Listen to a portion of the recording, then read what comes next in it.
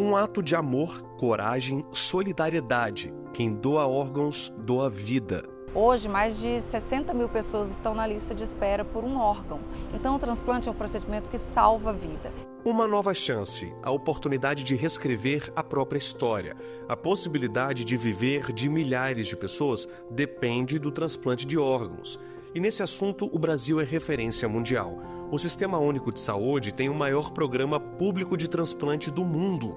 Mais de 90% dos procedimentos no país são realizados com recursos públicos, de acordo com o Ministério da Saúde. No ano de 2023, para você ter uma ideia, foram mais de 9 mil transplantes de órgãos sólidos. O que são os órgãos sólidos? São rins, coração, pulmão, fígado, pâncreas, né? A gente utiliza essa nomenclatura de órgãos sólidos para diferenciar dos transplantes de tecidos. Então a gente tem muita experiência na avaliação pré e pós-transplante, o que torna o Brasil um país singular para os demais países. O transplante é um procedimento cirúrgico que consiste na reposição de um órgão, como coração, fígado, pâncreas, pulmão ou rim, ou tecido, como por exemplo medula óssea, pele, ossos e córneas. Há dois tipos de doadores. O primeiro é o doador vivo, que pode ser qualquer pessoa que concorde com a doação, desde que não prejudique a própria saúde. Para ser doador em vida, você precisa ter os órgãos duplicados, como é o caso do rim ou dos pulmões, ou você pode doar uma parte deles, como é o caso do fígado. E você também não pode ter doenças transmissíveis nem outras comorbidades que possam gerar problemas de saúde para o próprio doador em vida. O segundo tipo é o doador falecido. São pacientes com diagnóstico de morte encefálica, geralmente vítimas de catástrofes cerebrais, como traumatismo craniano ou AVC. Para ser um doador de órgãos após a morte, é preciso estar sem nenhuma doença transmissível pelo sangue e sem nenhuma doença de critério de exclusão absoluta, como, por exemplo, tuberculose em atividades, infecção generalizada ou sepse refratária aos tratamentos já indicados e também algum tipo de câncer em atividade. Os órgãos doados vão para pacientes que necessitam de um transplante e aguardam uma lista da Secretaria de Saúde de cada estado, controlada pelo Sistema Nacional de Transplantes. As informações do doador são cruzadas com as de pessoas que aguardam na fila. Quando um órgão não é, por algum motivo, aproveitado no âmbito do estado, por exemplo, um doador do Ceará, que está lá no estado do Ceará, eventualmente não tenha um receptor de fígado, por exemplo, do grupo sanguíneo AB, que é um grupo sanguíneo mais raro. Então, o estado do Ceará vai ofertar esse órgão para a Central Nacional de Transplantes, que é a unidade operacional 24 horas da coordenação que eu atualmente coordeno, né? E a Central Nacional vai gerar um ranking nacional e vai indicar para onde é que esse órgão seria, onde está o receptor mais compatível com esse órgão. Se o receptor, por exemplo, estiver no estado da Bahia, o órgão, então, captado no estado do Ceará, vai para o receptor compatível no estado da Bahia. No primeiro semestre de 2024, foram realizados 14.352 transplantes de órgãos.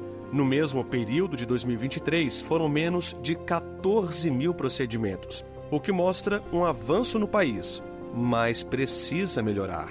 O Brasil teve cerca de 15 doadores por milhão de população nos anos anteriores, né? Isso vem crescendo, mas isso ainda é insuficiente para atender a nossa lista de espera.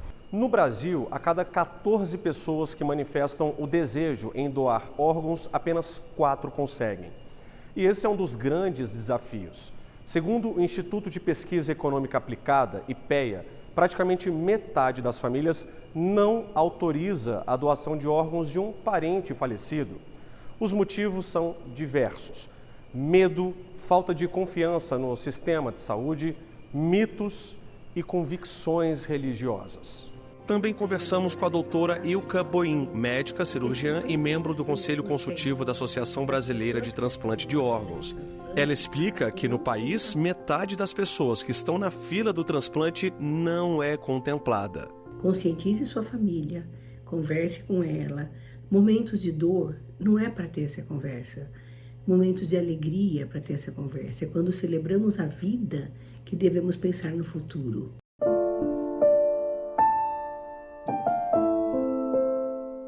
Hoje você consegue me ver sorrindo em alguns momentos. Mas eu costumo dizer que o meu sorriso hoje é um sorriso triste.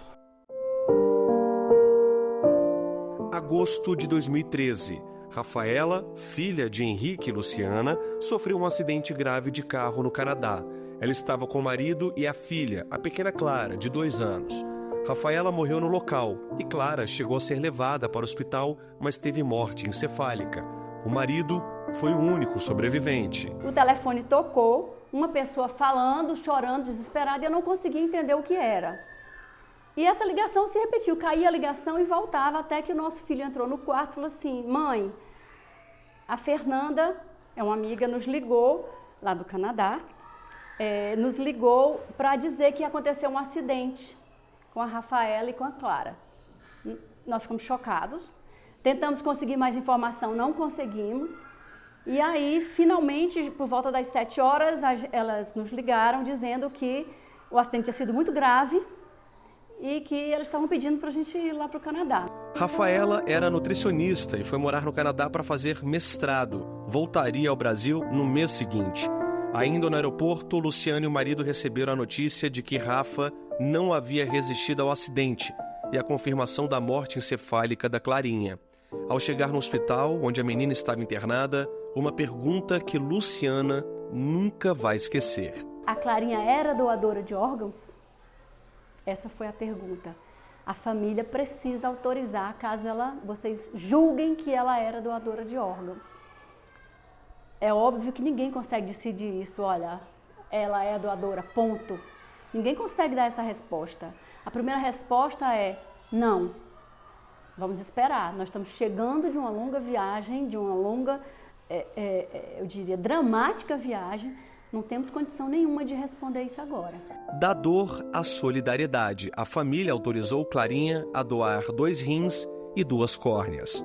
Hoje a gente encontra muitas pessoas que receberam órgãos e a gente está do outro lado das famílias que doaram os órgãos. Então, assim, é uma ligação muito próxima, sabe? Então, assim, é uma alegria para eles receberem para a gente. A gente tem uma satisfação de poder ter ajudado a dar vida, né? Porque as 2 crianças que os 2 rins da Clarinha salvaram é uma bênção. A gente vê, quer dizer, Clarinha vive um pouco da Clarinha naquelas 2 crianças que ela salvou.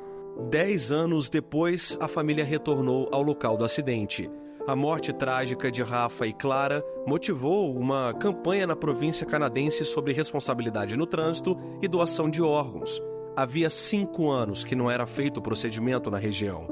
Retornar ao local que mudou o destino de Rafa e Clara foi reviver a dor mais profunda da vida de Henrique e Luciana. Ele conta que a enfermeira que socorreu a neta e a levou de helicóptero para o hospital também estava lá, para mais uma surpresa. Ela disse que... Você se recorda que eu estava grávida naquele momento? Sinceramente, eu não me lembrava. Aí ela disse, essa é a minha filha, que estava na minha barriga naquele dia do acidente. Ela nasceu, já tem 10 anos, né? 9 anos e meio, e o nome dela, a gente deu o nome dela de Clara, em homenagem àquele evento que transformou assim, a questão da doação lá naquela cidade e naquela província. Como é que você recebeu isso? Eu caí. Foi muita emoção. Eu fiquei assim, sem palavras,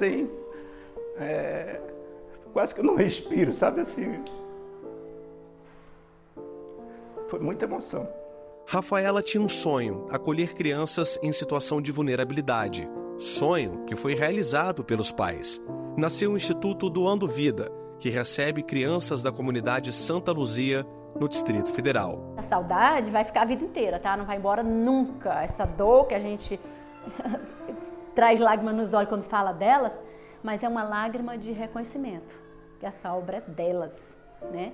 E aquele sentido que, na minha fé, um dia nós vamos estar juntas, né? E aí eu vou ver o sorriso em pessoa e vou dizer, poxa, cumpri um pouquinho da missão dela. Eu vejo uma forma de transformar o sonho dela em realidade e transformar um pouco da minha dor em doação. O Repórter Justiça vai para um rápido intervalo, mas continue com a gente porque no próximo bloco a repórter Renata Teodoro mostra o procedimento de transplante de rim. É doação de órgãos em vida. A gente volta já.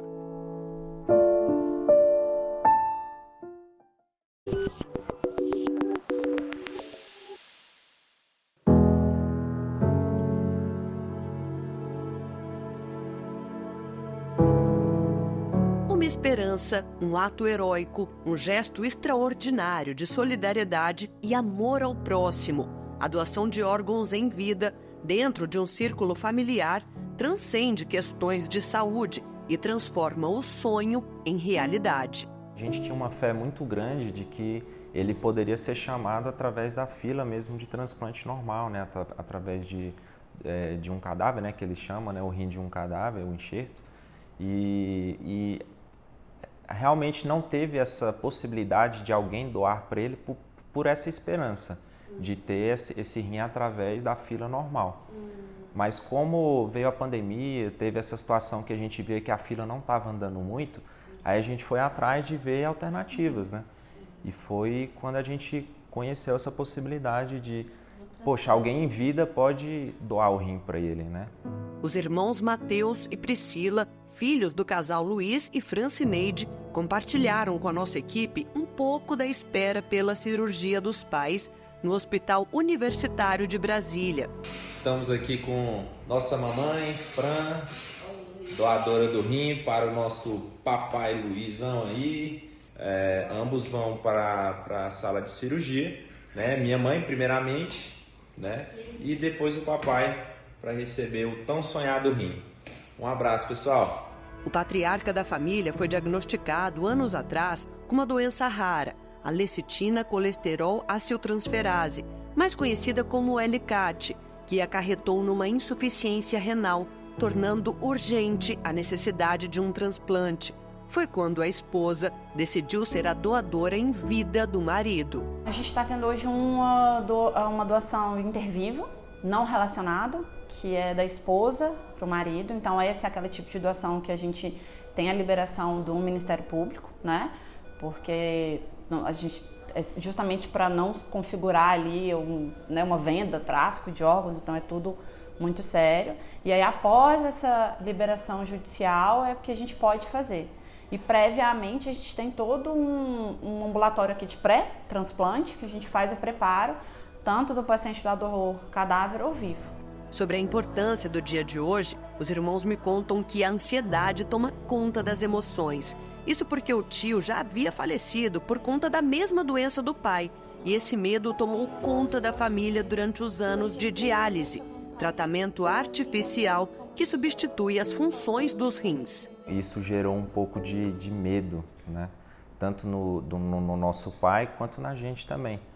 Então a gente ficou meio que inquieto e querendo achar soluções para que ele pudesse, né, ter o tratamento, prolongar o período de vida dele, né? E aí, graças a Deus, ele conseguiu, né, durante esse período aí, fazer esse tratamento com a diálise e hoje está tendo a oportunidade de receber um rim, né? Todas as minhas angústias era justamente esse, o medo da morte, né, da perda. E eu demorei a assumir isso.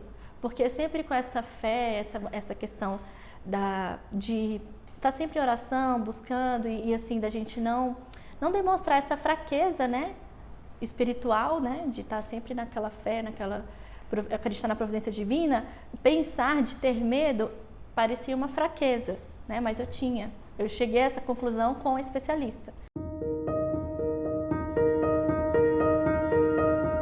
O transplante de rim é uma cirurgia complexa que envolve várias etapas de preparação, desde exames pré-operatórios até os cuidados pós-operatórios. O sucesso de um transplante de rim depende não apenas da habilidade técnica da equipe cirúrgica, mas também do cuidado contínuo e da adesão rigorosa aos protocolos médicos. A nossa equipe está no hospital para acompanhar não só a cirurgia, como a expectativa dos filhos também. Familiares e amigos estão fazendo uma corrente de oração pelo casal, que ganha ainda mais força aqui no quarto de hospital com as orações dos filhos, a Priscila e o Mateus, que montaram até um altar para receber os pais. Essa questão da gente ter que estar sempre mostrando essa fé, essa alegria para ele, para nossa mãe também, dando essa força, nos sobrecarregou emocionalmente. Mas assim, a gente não se arrepende de nada, porque foi tudo com muito amor, nós somos muito unidos, né? Gente, a expectativa de vocês, como é que tá? A gente tem um medo natural, né? Mas eu digo, né? Eu digo para meus amigos que uma atitude como essa de uma esposa doar um rim para o seu marido é uma atitude grandiosa, né?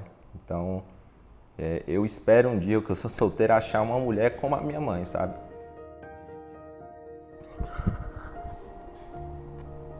Com as emoções à flor da pele, os irmãos se apoiam, respiram e desabafam sobre o que está passando na cabecinha de cada um nesse momento. É muito, assim, emocionante poder saber que minha mãe sempre esteve à frente e agora ela está doando. E que não era para ser, assim parece-me, né? Que não era para ser do doador falecido, né? A gente queria muito, mas não foi assim, né? E quando ela foi hoje, né, chamada, porque ela foi primeiro, eu vi meu pai voltando e ele veio, sentou e eu vi ele chorando, sabe? E é difícil ver ele chorando. E aí ele falou, não, pra que tanto sofrimento? Eu falei, pai, sofrimento é o que a gente já viveu. Hoje é o dia da luz. Hoje minha mãe vai doar um rim, ela vai ficar bem e a gente vai viver uma nova fase agora.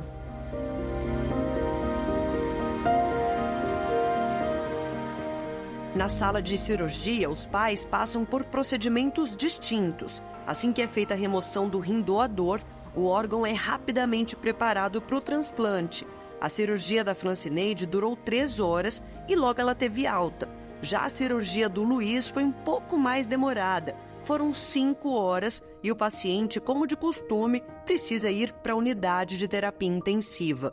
Uma grande vitória, a mamãe já está recebendo alta agora, está indo para casa e o papai, tudo certo, né, pai? Maravilha, que bom!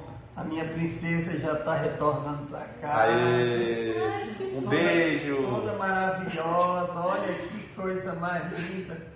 Parece até que nem passou por cirurgia. Diante dessa história inspiradora e desse ato de generosidade e solidariedade que salva vidas, é que eu encerro esse bloco. A gente espera que a população no geral tenha essa visão de que é importante você ver o outro e poder incentivar a doação de órgãos, né? Muito gratificante. Eu agradeço vocês. E no próximo bloco vamos mostrar que a doação é a chance de um recomeço e a atuação da justiça, desde a autorização eletrônica até a proteção de doadores e familiares. É daqui a pouquinho, não saia daí!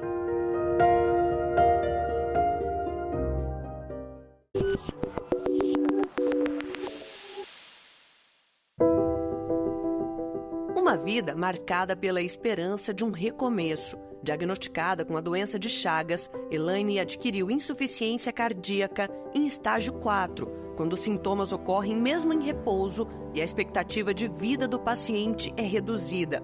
Foram 12 anos tratando a doença e o coração. Eu cheguei a um ponto de que o meu cabelo eu não conseguia pentear, não conseguia dormir deitada, era sufocada o tempo todo, né? Aquela sensação de sufocamento no pulmão. E chegou um belo dia que o médico falou para mim que a minha última saída seria o transplante. Elaine entrou na lista de espera para receber por um coração no dia 20 de outubro de 2015.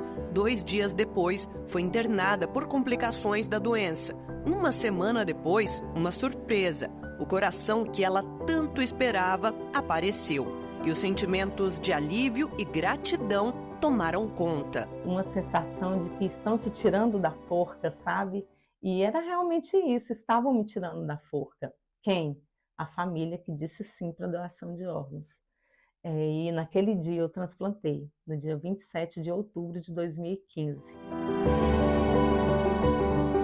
O processo de doação de órgãos não é só uma questão de saúde. Ele também envolve a atuação da justiça para regulamentar e proteger doadores, familiares e receptores. Nos últimos anos, o avanço das tecnologias trouxe a possibilidade dos cidadãos expressarem sua vontade de doar órgãos de forma digital, por meio da autorização eletrônica para a doação de órgãos, a AEDO, regulamentada pelo Conselho Nacional de Justiça. Cada pessoa pode doar até 10 órgãos.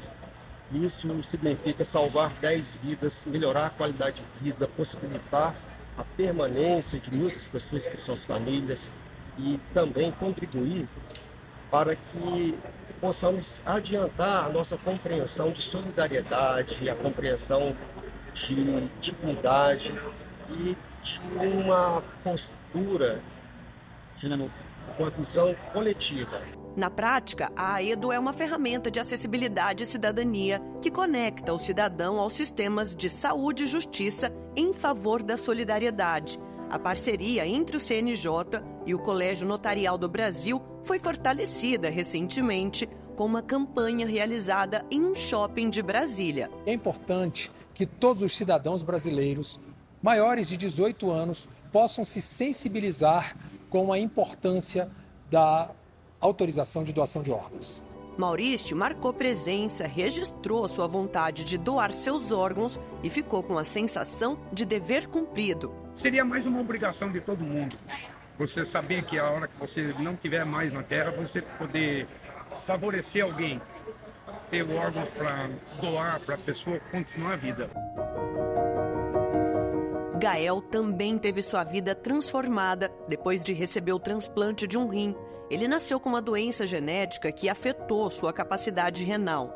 Desde pequeno, sempre bebeu muita água e aos 11 anos, os pais notaram que ele não estava crescendo tanto para a idade.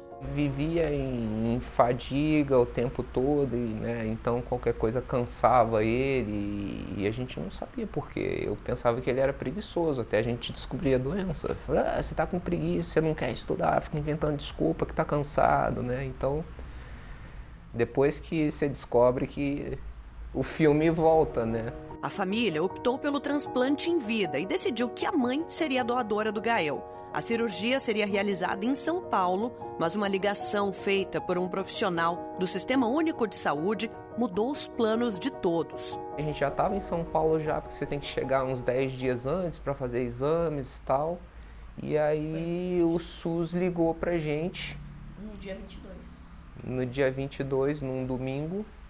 E aí perguntou se a gente podia estar em São Paulo em tantas horas. A gente falou, não, a gente já está em São Paulo.